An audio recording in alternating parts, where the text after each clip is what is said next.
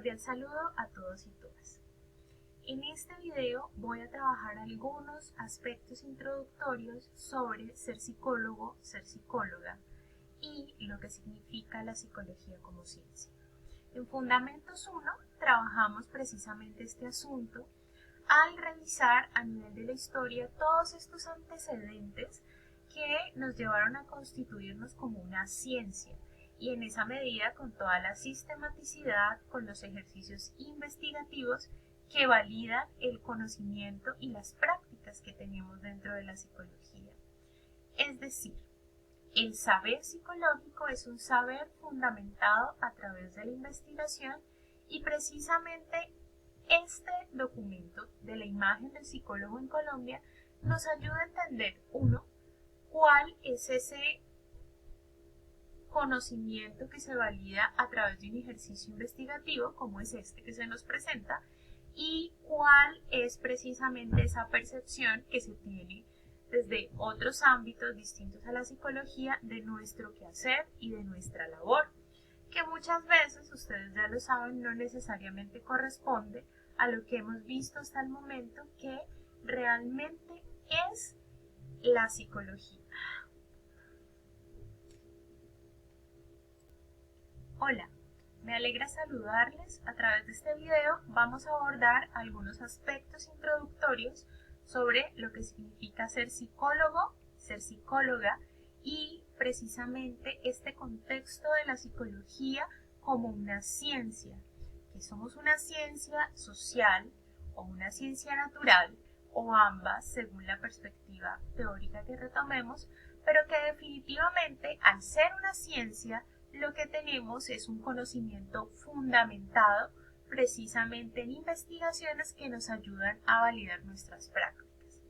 Y precisamente esta primera lectura creo que es muy interesante porque nos muestra a través de un ejemplo esa imagen, esa percepción que tiene la población general sobre el quehacer psicológico, pero precisamente al ser una investigación nos da esta aproximación a la sistematicidad y a cómo podemos plantearnos este tipo de situaciones experimentales, en este caso a través de un cuestionario, a través de un dibujo, y esto tendrá ciertas variaciones según lo que nos planteemos, ya lo verán en mayor detalle en investigación y en todas las materias que apuntan a esta línea metodológica, pero creo que es muy importante precisamente que lo veamos ahora porque va a ser parte de su ejercicio final para este curso, con la aplicación. En esa medida vamos a tomarnos despacio el ejercicio, voy a abordar algunos elementos ahora, pero lo vamos a conectar con la próxima sesión donde espero podamos estar presenciales para que hagamos un ejercicio de revisión conjunta de estos elementos que ustedes han encontrado. Así que recuerden, es importante que lo lleven en físico para que lo podamos revisar. Y va a ser muy sencillo el ejercicio, pero les va a dar una idea precisamente de lo que vamos a trabajar en la aplicación. Inicialmente, en cualquier investigación o en cualquier situación experimental o cuasi experimental, es esencial tener en cuenta los factores éticos. ¿Y qué implican los factores éticos? Que ningún ser humano o ningún ser vivo sea dañado precisamente en el ejercicio de la investigación, porque ya sabemos con lo que revisamos en Fundamentos 1 que definitivamente no siempre esto fue tenido en cuenta. Así que por ello hacemos firmar a los participantes un documento que se denomina consentimiento informado, donde dan cuenta de que conocen cuál es el objetivo de la investigación y que si es el caso, si se quieren retirar, lo puedan hacer con toda tranquilidad.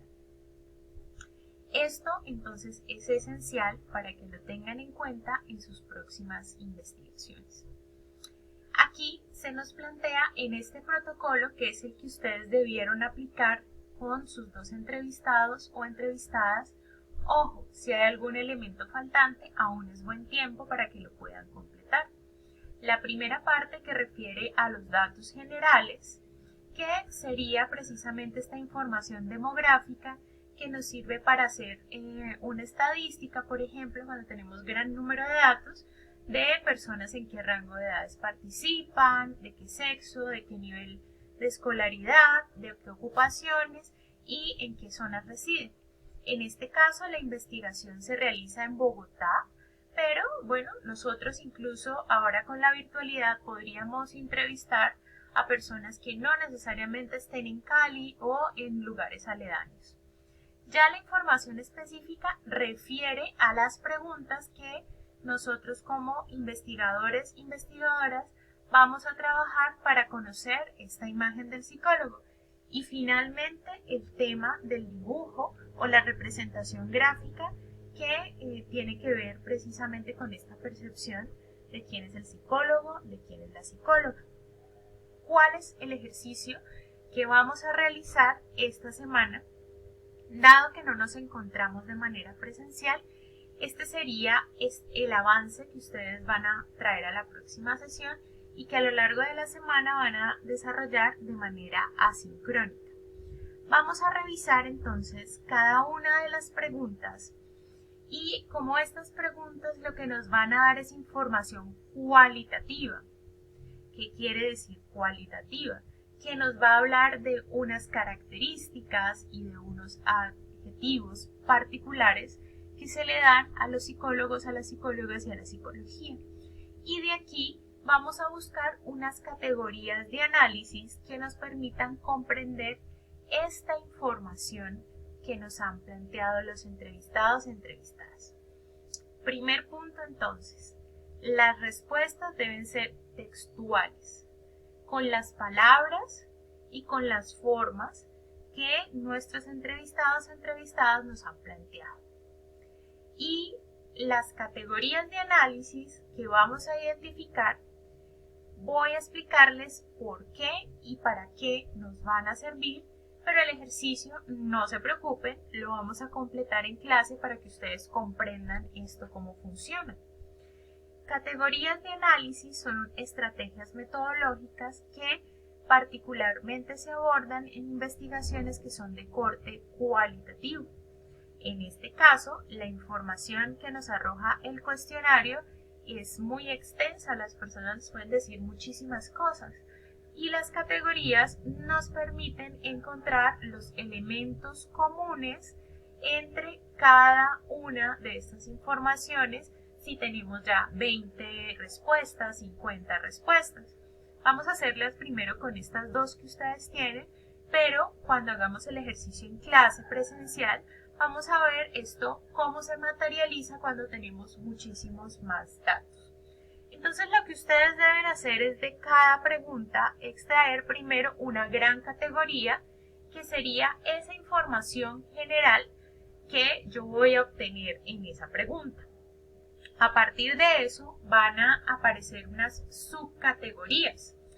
Para ser más clara en lo que a eso refiere, la categoría sería, por ejemplo, vamos a hablar de comida. Esa es la categoría más grande. Pero las subcategorías podría ser comida colombiana, comida rápida, comida de mar, bueno, etcétera, etcétera, etcétera. Y así nos va a permitir agrupar la información.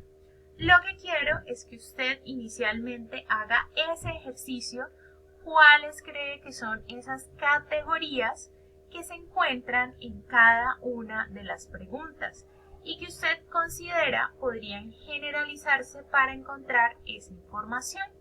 Le voy a dar una primera pista para el ejercicio que lo vamos a pulir, como le dije, en el aula de clase en la sesión del 7 de octubre. La primera pregunta entonces dice, defina con sus palabras y en una sola frase lo que usted entiende por psicología. Entonces, ¿cuál sería esta primera categoría de análisis? Aquí, en esta pregunta, lo que se está indagando, la información que se está extrayendo es la definición de psicología que tiene este participante, este entrevistado, esta entrevistada. y allí nos vamos a encontrar definiciones que pueden ir con distintas subcategorías, que esas ya las vamos a ver cuando socialicemos el ejercicio en la clase. De esta misma manera, quiero que usted identifique en cada una de las preguntas cuáles serían esas categorías a las que se alude en cada una de ellas. Y finalmente, tenemos un ejercicio que es muy interesante y que tal vez más adelante usted pueda reevaluar cuando vea pruebas de tipo proyectivo, porque el dibujo tiene esa característica, ayuda a acercar a ciertos contenidos que tal vez no se manifiesten de forma verbal o de forma escrita. Y quiero que usted revise ese dibujo que cada uno de los entrevistados o entrevistadas realizaron y encuentre elementos que le llamen la atención. Ojo con esto. Recuerde que usted no es un juez, no es una jueza, así que debe ser apreciativo.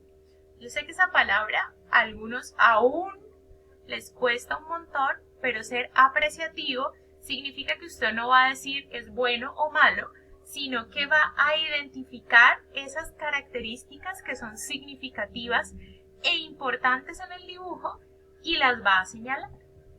Por ejemplo, a mí me puede llamar la atención que en el dibujo solamente se muestren figuras masculinas, o me puede llamar la atención que la persona repinte mucho con el lápiz.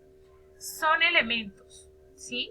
Yo no voy a decir es bueno, es malo, pero sí puedo señalar qué es lo que yo quiero analizar.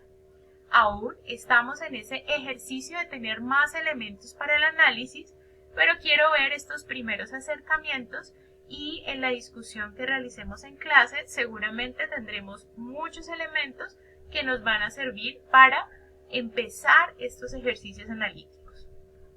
Espero entonces que muy juiciosas, muy juiciosos realicen esta parte de la actividad, la lleven en físico y recuerden revisar nuevamente esta lectura para la próxima sesión presencial, así como la lectura que refiere a psicología francesa.